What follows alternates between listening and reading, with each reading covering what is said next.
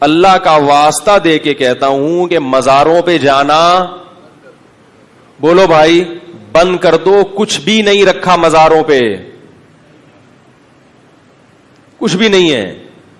میں جب سفر پہ جاتا ہوں نا تو پھر ایک ٹیلی فون کے ذریعے, اور ٹیلی فون سے بھی زیادہ سفر میں لوگوں کا پتہ چلتا ہے. ایک مرتبہ میں پنجاب سے آ رہا تھا بائی ٹرین, تو اسٹیشن پہ ہم بیٹھ گئے ٹرین کے انتظار میں. تو ایک پڑھا لکھا لڑکا میرے ساتھ آگے بیٹھ گیا, لگ رہا تھا شکل سے لباس سے پڑھا لکھا ہے. گپ شپ شروع ہو گئی. میں نے کہا کدھر کی روانگی؟ کہہ رہے کراچی جا رہا ہوں. میں نے کہا کہاں؟ کہہ رہے وہ عبداللہ شاہ غازی کے مزار پہ. میں نے کہا شکل سے تو پڑھے لکھے لگ رہے ہو یار. تو کہہ رہے کیا ہوا؟ مزار پہ جا کے میں اللہ سے مانگوں گا, عبداللہ شاہ غازی تھوڑی مانگوں گا. تو میں نے کہا اللہ سے مانگنے کے لیے اللہ نے مسجدیں بنائی ہیں, مزار بولتے کیوں نہیں؟ اللہ سے مانگنے کے لیے کیا ہے؟ مسجدیں ہیں, مزار تھوڑی ہیں. بہت سمجھایا, مگر جیسے روحانی علاج والوں کی عقیدت ایک دفعہ جب دل میں بیٹھ جائے نا, دلائل کے انبار لگا دو مگر بات سمجھ میں یہ اندر کوئی فالٹ ہوتا ہے. استخارے کا ایک دفعہ تصور دماغ میں بیٹھ گیا نا,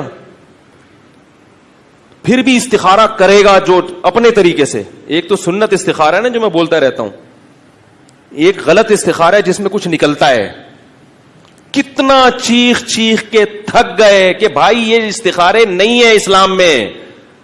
کل ایک خاتون آئی بڑی عمر کی کہ میری بیٹی کی شادی تھی تو وہ لڑکے کا رشتہ آیا, میں نے استخارہ نکالا اس میں کالا آیا ہے.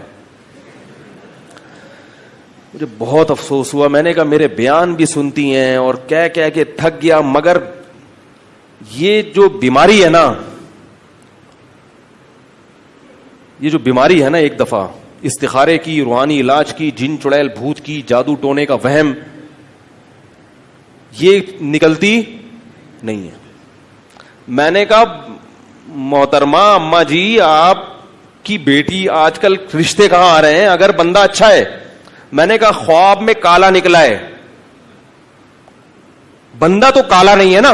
ایسے ہی میں نے کہا لڑکا تو اتنا کالا نہیں ہے نا جتنا خواب میں کالا آیا تھا. لڑکا ایسا ہے کہ اتنا کالا ہے کہ اندھیرے میں نظر ہی نہیں آ رہا. پھر تھوڑا سا مسئلہ ہے کہ بھئی بیٹی کو پتہ نہیں پسند آئے کہ نہ آئے. تھوڑا بہت تو لڑکے کالے پیلے بھی چلتے ہیں, ٹھیک ہے, لیکن بالکل ہی بلیک ہے, اتنا کہ اندھیرے میں نظر آ ہی نہیں رہا. اور آپ کی بیٹی بالکل گوری چٹی ہے, پھر تھوڑا میچنگ کا رشتہ بولو بھائی نہیں. لیکن محض بھائی کوئی کالا پیلا بیٹھو, میں یہ میری عادت ہے ایسا ہے, تو یہ تو اس کو کوئی وہ نہ کریں آپ لوگ, دل پہ نہ لے کے جائیں. کسی کو اللہ نے کالا بنایا کسی کو گورا بنایا, یہ تو ایک مزاح کی چیز ہوتی ہے نا. کسی کا مذاق اڑانا مقصد بول لو نا یار نہیں ہے. تو کیونکہ وہ ان کو سمجھانے کے لیے یہ مزاح کرنا پڑتا. میں نے کہا استخارے میں کالے نکلنے سے کچھ بھی نہیں ہوتا. لڑکا اچھا ہے تو بیٹی کی شادی وہاں آنکھ بند کر کے کر دیں, اچھا نہیں ہے تو استخارے سفید بھی نکلتے رہے, سفید کبوتر نکلے استخارے میں. آپ نے بیٹی کی شادی وہاں نہیں کرنی, اور اللہ کا واسطہ میری جان چھوڑیں, کیونکہ مجھے پتا تھا کہ یہ استخارے کی ڈسی ہوئی ہیں, یہ پھر کھڑی ہو جائیں گی. نہیں جی آپ نکال کے بتائیں. لوگ آ جاتے ہیں پرچہ لے کے میرے پاس. کئی دفعہ ایسے ہوئے, فون آیا, اٹھائے جی فلاں بات کر رہا ہوں, جی فرمائیے. میرا نام جی عبد الشکور ہے. تو کیا کروں بھائی؟ میری والدہ کا نام بی بی گل چمن. تو بھائی میں کیا کروں, اپنے کیوں شجرہ نسب بیان کر رہا ہے بھائی تو مجھے اس سے کیا غرض؟ آپ کی اماں کا نام کیا, آپ کے دادا کا نام کیا؟ کہہ رہے ہیں آگے سنے تو صحیح. تو میری اماں کا نام یہ ہے اور بچی کا نام یہ ہے. اپنی گھر کی بچیوں کے نام بتا رہا ہے بھائی مجھے, تو کیا کرنا ہے؟ کہہ رہے آپ استخارہ نکال دیں. جہالت ہے. اپنا نام, اپنی اماں کا نام, اپنی بچیوں کا نام بتا کے کیا نکالنا. میں نے کہا ہم نے آج تک اپنی شادیوں میں کبھی استخارہ اللہ کا شکر ہے نہیں نکالا, ورنہ اب تک کنوارے کے کنوارے ہی ہوتے. ہمیں تو جہاں رشتہ ملا ٹرائی مارا. استخاروں کے چکر جو آج کل جاہلوں والے استخارے ہو رہے ہیں, اس کے چکر میں الحمدللہ ٹرائی کرو یار. ان کو بھی منع کر دیا استخارہ نہیں نکالنا. لڑکی والوں کو بھی سختی سے کیا بول دیا, نہیں نکالنا. اور اگر نکالا کیونکہ ڈر یہ ہوتا ہے نا ان کا سوتے ہوئے پتہ نہیں کیا خواب آ جائے, اچھا والا ایک رشتہ انکار کر دیں یار, کیا اگلے بھی تو ڈر ہوتا ہے نا کہ وہ انکار کر دے گا تو ہم بھی کنوارے ہی رہ جائیں گے. ان کو سختی سے منع کیا استخارہ نہیں نکالنا, لیکن اگر ان کی سمجھ میں نہیں آیا جیسے کہ نہیں آتا تو پھر ان کو بولا کہ ہمارا جو استخارہ ہے نا میرا والا بہت طاقتور ہے, اس میں یہ نکلا ہے کہ ان لوگوں کا اگر نیگیٹو بھی آئے تو پھر بھی یہی کرنا ہے. استخارے میں یہ نکلا ہے. سمجھ میں آ رہی بات کہ ان کا استخارہ اگر نیگیٹو بھی آیا تو مجھے جو استخارہ آیا ہے اس میں یہ آیا ہے کہ اس کی پرواہ نہیں کرنا, اور ان کو بتا دینا کہ آپ نے بھی کیا کرنا ہے, یہی کرنا ہے. چھوڑ دو یہ استخارے یہ جو آج کل چل رہے ہیں. یاد رکھو جو شریعت کے آدھے حکم کو لیتا ہے وہ خود بھی برباد ہوتا ہے اور لوگوں کو بھی برباد کرتا ہے.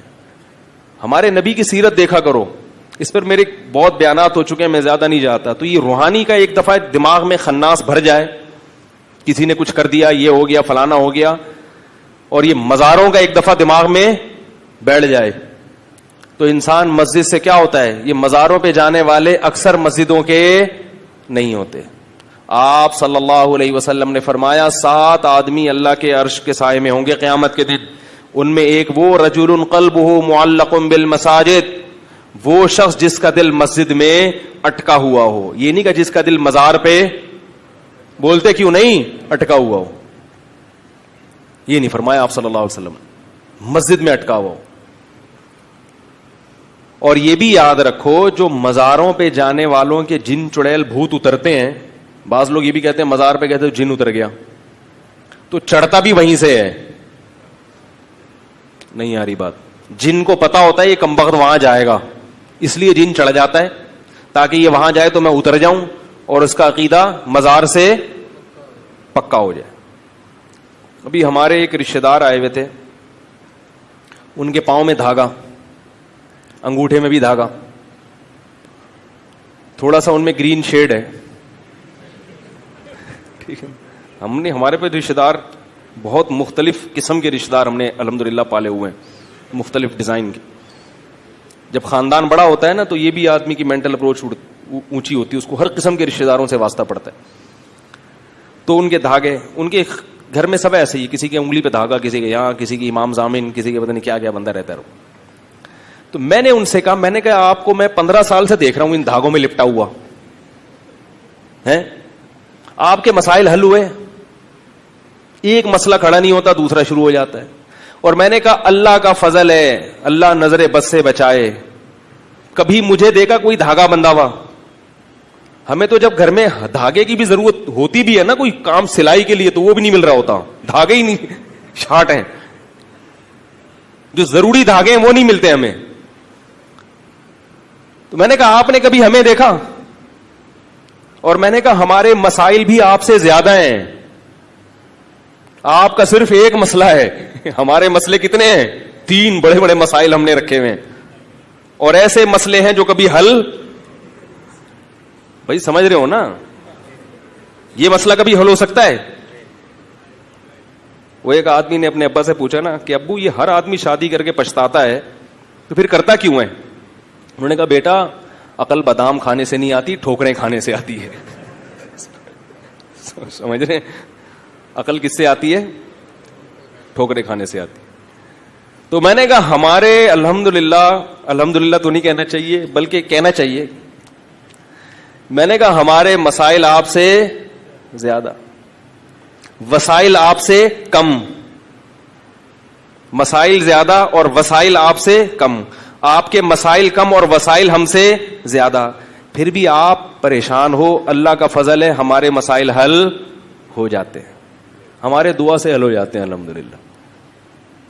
ہمارے کس سے حل ہو جاتے ہیں؟ ہمیں کسی دھاگے کے اور یہ امام ضامن اور یہ کسی مزار پہ جانے کی ضرورت نہیں.